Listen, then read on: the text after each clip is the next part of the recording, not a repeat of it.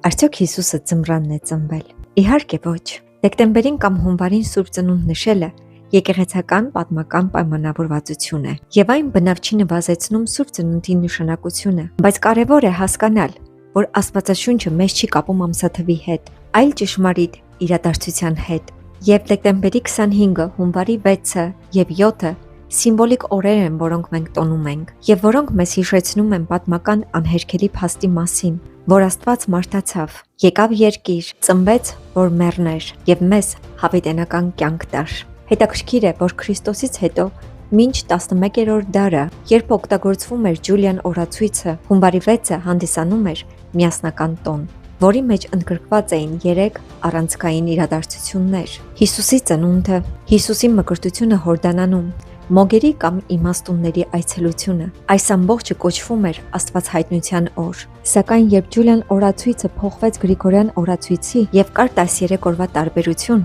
հռոմեական կայսրությունում եկեղեցիները սկսեցին Քրիստոսի ծնունդը տոնել դեկտեմբերի 25-ին։ Սակայն հայ առաքելական եկեղեցին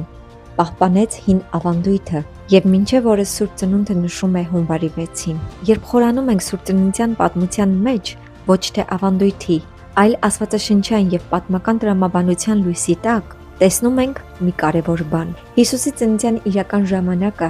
ամենայն հավանականությամբ եղել է գարնանը, ապրիլին, ոչ թե ձմռանը։ Սա պատմական ենթադրություն չէ, այլ ունի խորը հոգևոր եւ մարգարեական հիմնավորում։ Աստվածաշունչը Ղուկաս 2:8-ում ասում է. «Եվ այն երկրում հովիվներ կային,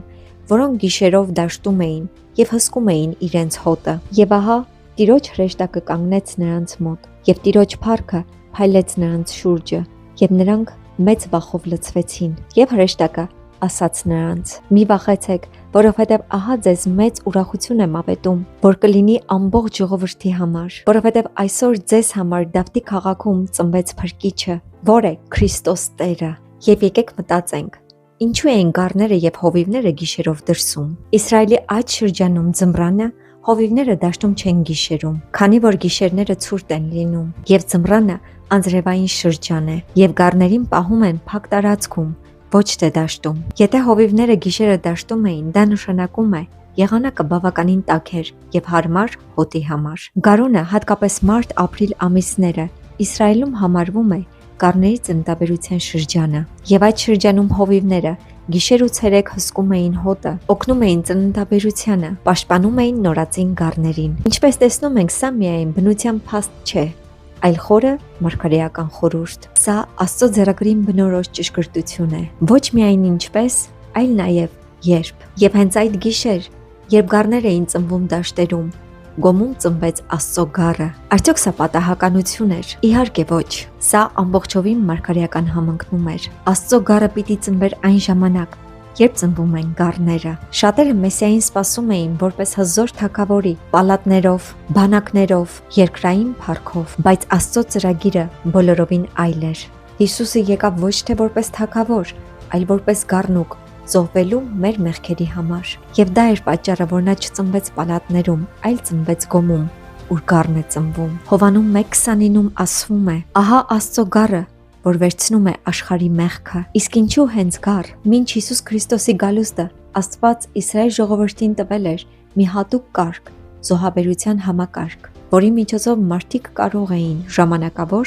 մեղքերի քավություն ստանալ։ Հրեաները իրենց մեղքերի համար կենդանի էին մորթում եւ արյուն էին թափում։ Կենդանին մորթվում էր եւ նրա արյունը սփռվում էր զոհասեղանի վրա։ Այս արարքով մեղքի պատիժը տեղափոխվում էր կենդանու վրա։ Սակայն այս զոհաբերությունները չէին վերցնում մեղքը վերջնականապես, այլ միայն ծածկում էին 1 տարով եւ այդպես ամեն տարի։ Ղևտացիների 17:11-ում ասվում է. որովհետեւ մարմնի կյանքը արյան մեջ է եւ ես այն ձեզ տվեցի սեղանի վրա, որպեսզի ձեր հոգիների համար քավություն անի, որովհետև արյունն է քավություն անում հոգու համար։ Այսպիսով տեսնում ենք, որ մեղքերի քավության համար պետք է արյուն թափվեր։ Այն, ինչ հին ուխտում կրկնվում էր ամեն տարի, նոր ուխտում Հիսուսը ծնվեց, որպեսզի զոհը կատարեր մեկ անգամ եւ հավիտյան, որովհետև նա պետք է լիներ կատարյալ զոհը։ Եբրայեցիս 9:26-ում ասվում է. նա մեկ անգամ մատուցեց ինքն իրեն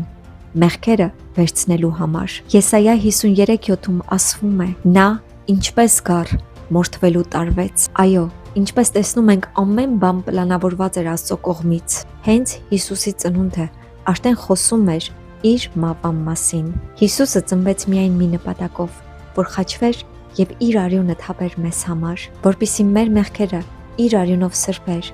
եւ տար մեզ հավիտենական կյանք։ Ամեն բան Աստված արեց իմ ու քո համար։ Իր սուրբ ծնունդը իմ ու քո համար է։ Մեծ ավետիսը իմ ու քո համար է։ Եվ այսօր գոմում ծնված գառնուկը, մահին հաղթած